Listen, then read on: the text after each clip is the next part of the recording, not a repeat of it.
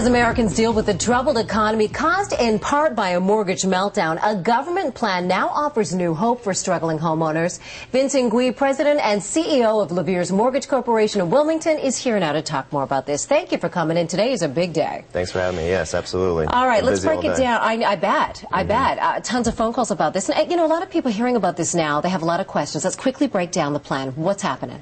Real quick. Well, the government is obviously controlling Fannie Mae and Freddie Mac these days. So that is basically the population of mortgages that are under this particular plan, which is about 60% of mortgages that are out there right now. So 6 out of 10 mortgages will be affected by this particular plan. Now, the homeowner or the mortgagee has to be at least 90 days behind on their mortgage, owe more than 90% of the value of their home, has to be their residence, and they have to be obviously in some sort of financial stress. So this is people in dire need here. Absolutely. Now, how big a blanket is this? If it's only protecting people with Fannie Mae and Freddie Mac, you know, is this really going to make a dent? This is a big crisis. It's a huge crisis, and it goes beyond the mortgage problems, of course, but everyone from Chairman Bernanke to Secretary Paulson, right on down the line, has recognized that this is the hub of the problems that are in our economy right now. So it's going to make a dent. It's not going to. There's not a silver bullet here.